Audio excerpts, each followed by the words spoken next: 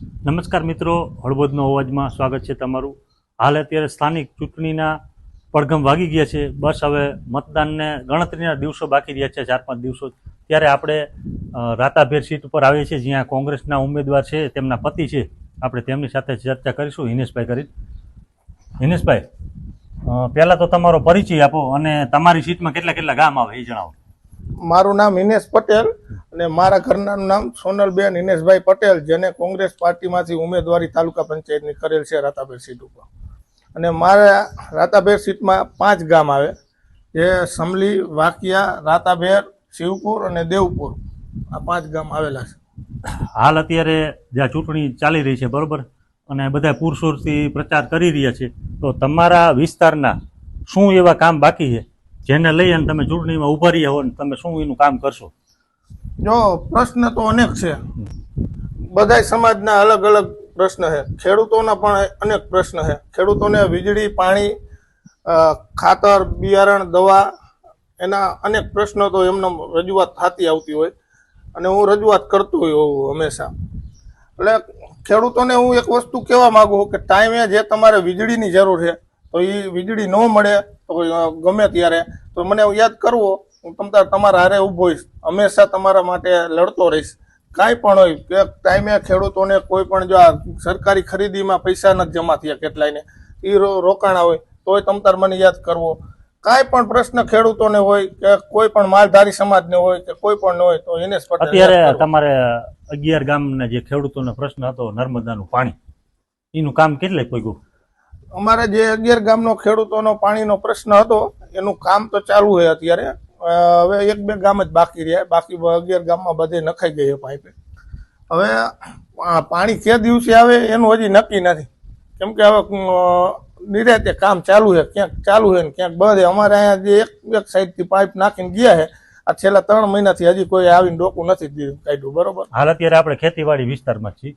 અત્યારે ઘણા બધા બગીચા છે અને બાકી બધા અલગ અલગ ખેતી કરે, કપાસને આન તેર, મગફળી, બરોબર. અત્યારે બોરમાં કેટલા ફૂટે પાણી? બોરમાં 500 થી લઈને 1000 ફૂટ લગીનું અમારે અલગ અલગ તળિયાટો છે.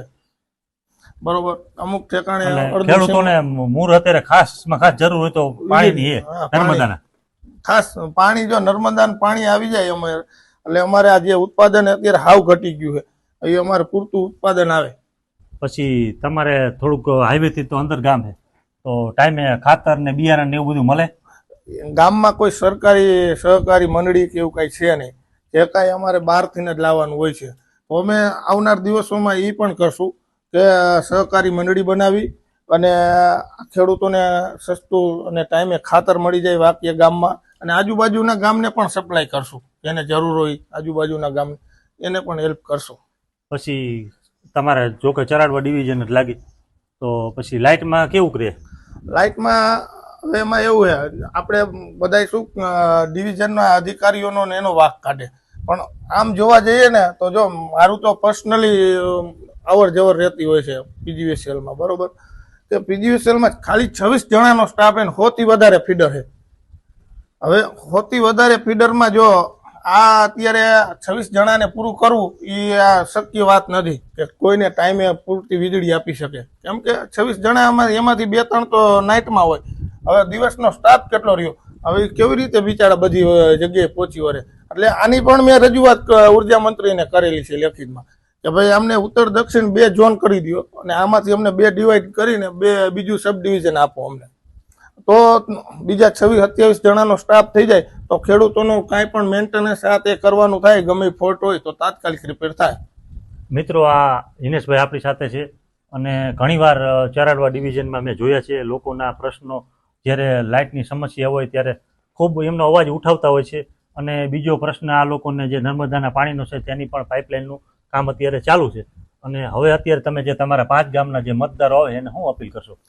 હું તો જો બધાય મતદારને એટલું જ કહીશ કે તમે ખાલી વિશ્વાસ કરો એકવાર મારા માથે. બરોબર, કે એકવાર આ કોંગ્રેસ પાર્ટીને, કોઈ પાર્ટી તમને જો ન ગમતી હોય તો તમે તારે એ ભૂલી જાઓ, પણ તમે એક વ્યક્તિ ઉપર વિશ્વાસ કરી અને એકવાર ચાન્સ આપો. તમારે કાંઈ પણ અડધી રાતે પણ કામ હોય તો તમે તારે યાદ કરજો, તમારું કામ થઈ જશે, 100%ની ગેરંટી. અને તમામ સમાજને કહું, એમાં જે કાંઈ સરકારી યોજનાઓ આવતી છે તો એનો પણ હું પૂરતો લાભ દેવડાવીશ. તમામને તમામ રીતે મદદ કરીશ, બધી રીતે, કોઈ પણ રીતે કઈ ઘટવા નહીં દઉં. 5 વર્ષની માલિકો. આભાર.